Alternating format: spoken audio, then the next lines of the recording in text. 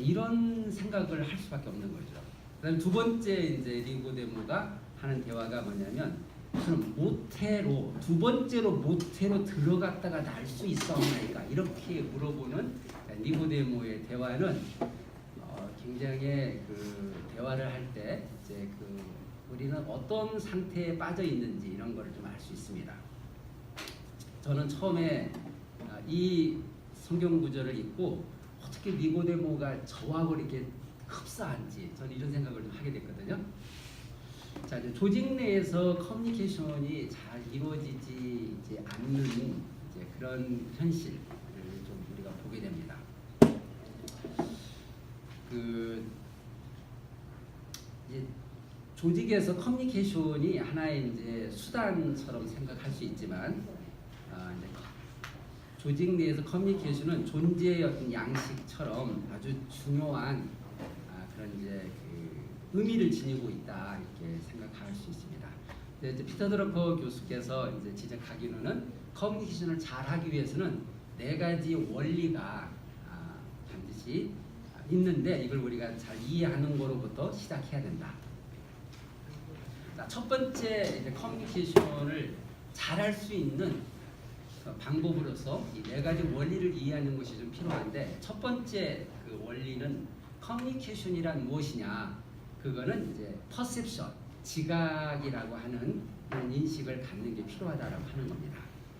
자, 사람은 다른 사람과 말을 할 때 듣는 사람의 경험에 맞추어서 말해야 한다라는 겁니다.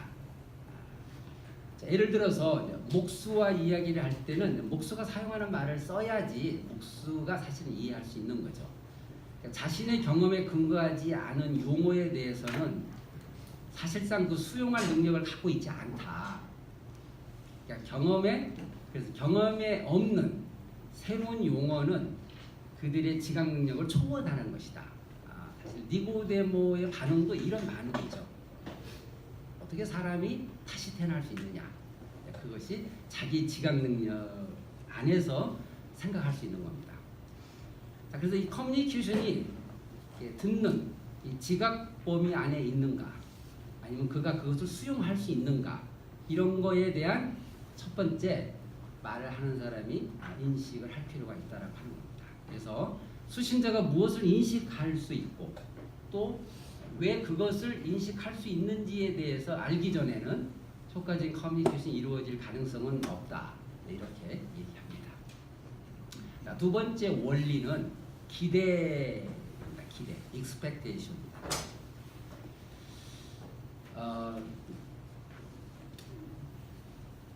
정말 중요하다고 생각하는 것은 기대하지 않았던 것은 전혀 받아들여지지 않는다라는 이 사실을 우리가 좀 이해할 필요가 있습니다. 기대하지 않았던 것은 보이지도 않고 들리지도 않고 오직 무시당하고 만다. 혹시 그것은 잘못 이해되기도 하고, 그래서 기대했던 것이 일어난 것처럼 잘못 보거나 잘못 듣게 되는 성향이 큽니다. 그래서 우리가 대화하고 나면은 듣고 싶은 것만 듣고 보고 싶은 것만 보고 다른 얘기는 기억이 없는 경우를 흔히 경험할 수 있습니다. 자, 그래서 이런 기대가 커뮤니케이션의 중요한 원리이기 때문에 커뮤니케이션이 그의 기대를 이용할 수 있는지 여부를 알 필요가 있습니다. 자, 세 번째는 요구, 디맨드라고 하는 겁니다.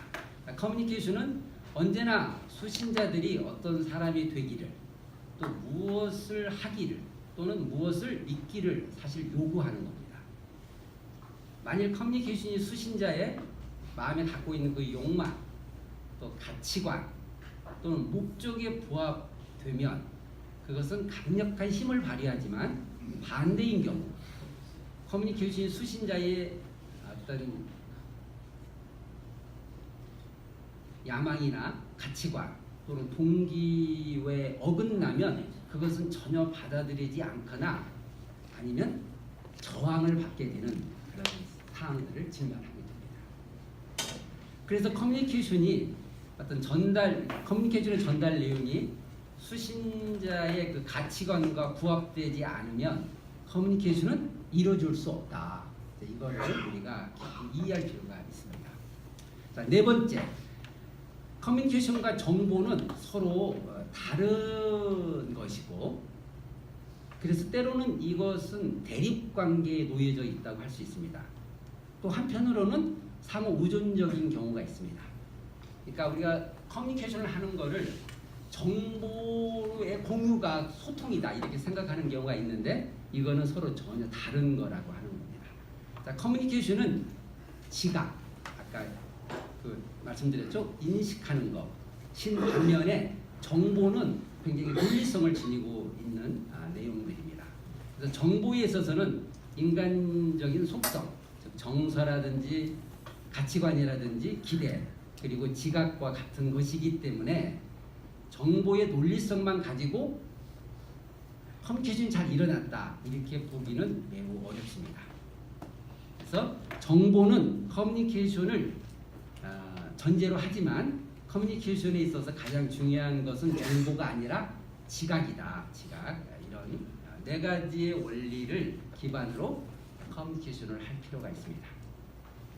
자, 우리가 조직 내에서 이제 소통을 할 때 우리가 이제 가장 효과가 없는 방식으로 소통하는 경우들이 많습니다. 자, 어떤 방식이 소통에 효과가 없느냐? 그거는 상위 하달식 커뮤니케이션이 가장 효과가 없다라고 하는 겁니다. 그 첫 번째 이유는 뭐냐면 내가 말하고 싶은 것에 초점을 두고 있기 때문에 아까 그 네 가지 원리,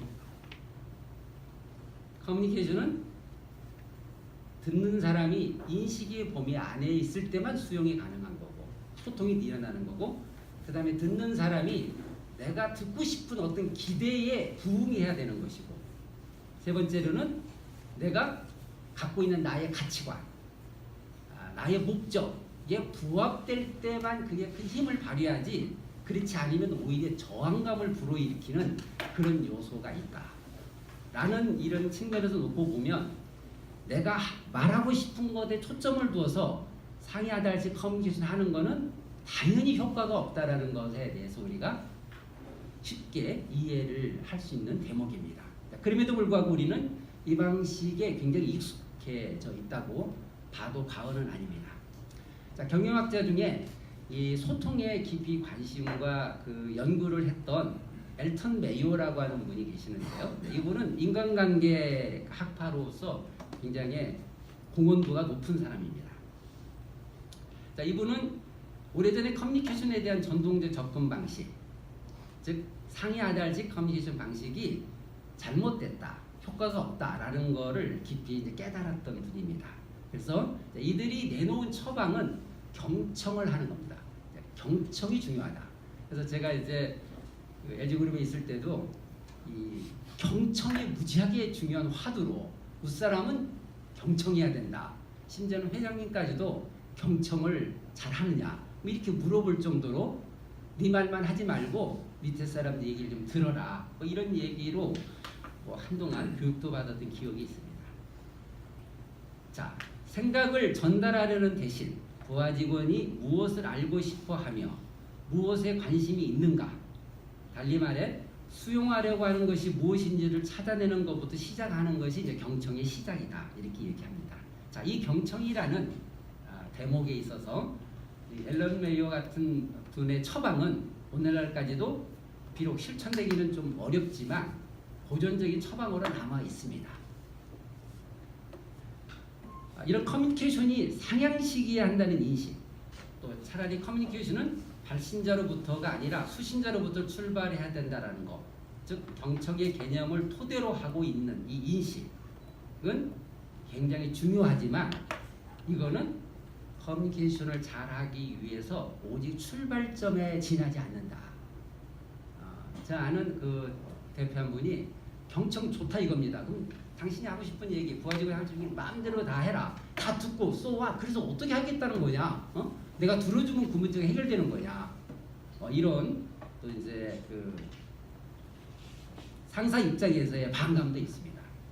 그래서 조직 내에서 올바른 커뮤니케이션을 하는 방법은 이제 드루커 교수는 이런 걸 제안하고 있습니다. 우리는 커뮤니케이션에 대해서 어떤 건설적인 제안을 할 수 있는 건 뭘까? 커뮤니케이션을 위해 우리가 할 수 있는 거는 무엇일까? 라고 물으면서 들거 교수가 얘기하는 목표 관리, Management by Objective. 목표 관리는 효과적인 커뮤니케이션을 위해서 전제 조건이다 이렇게 얘기합니다. 그러니까 어떤 목표 관리에 대한 이런 인식이 조직 내에서 커뮤니케이션을 하는데 굉장히 중요한 이제 출발점이라는 거죠. 그러니까 목표 관리와 무관한 대화는 상이하달식 전달을 통해서 제대로 소통이 일어날 수 없다라는 그런 좀 생각을 갖고 있습니다. 자, 목표 관리는 부하 직원으로 하여금 자신의 조직 또는 조직 내부의 소단위 부서에 어떤 중요한 공헌을 할 것인지 그리고 어떤 책임을 질 것인지에 대해서 깊이 생각하고 스스로 내린 결론을 상사에게 보고하는 것을 요구합니다. 우리가 이제 목표 관리라는 얘기를 많이 들었는데 목표 관리는 위에서 목표를 정해서 아래에 그걸 수용하도록 요구하는 것이 목표 관리가 아니고 자발적으로 본인들이 해야 되는 목표를 설정하고 그것들을 해결하는 과정 속에서 상사와 보고하고 소통할 그런 요구가 있을 때 이제 커뮤니케이션이 효과적으로 일어날 수 있는 그런 이제 가능성에 대해서 얘기하고 있습니다. 요거는 나오는데 이 화면이 안 나오네요. 네.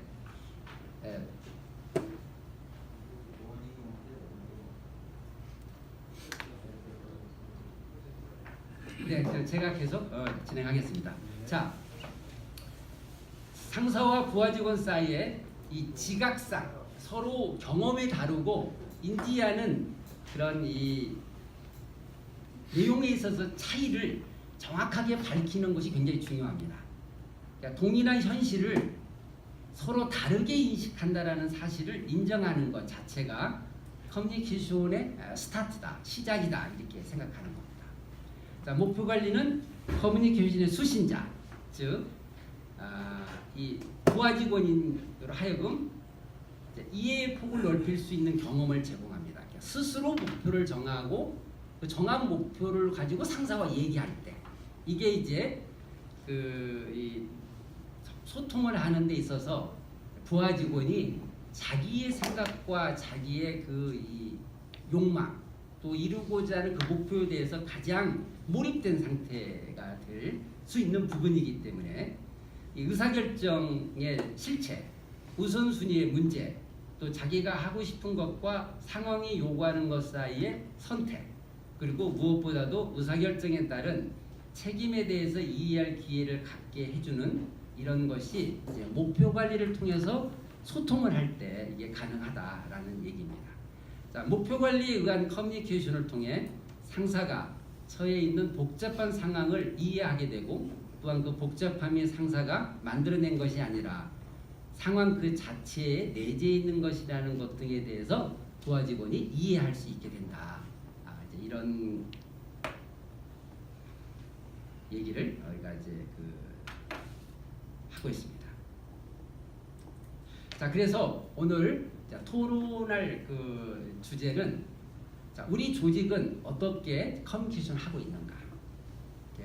서로 지각, 기대, 요구, 또 소통과 정보 공유를 이해하면서 조직 목표 달성을 위해서 소통하는 이런 방식으로 소통하고 있는가? 그 다음에 두 번째가 조직 목표 달성을 잘하기 위한 커뮤니케이션은 어떻게 해야 하는가? 이 주제에 대해서 서로 조별로 우리가 토론을 좀 하려고 합니다. 각 조의 조장님 좀 잠깐 일어나 주시겠어요? 네, 오늘 저희들의 토론을 이끌어 주실 조장님께 박수 한번 보내주시죠. 자, 우리가 한 25분 정도 이 소통에 대한 이 주제를 가지고 같이 토론을 시작해 보도록 하겠습니다.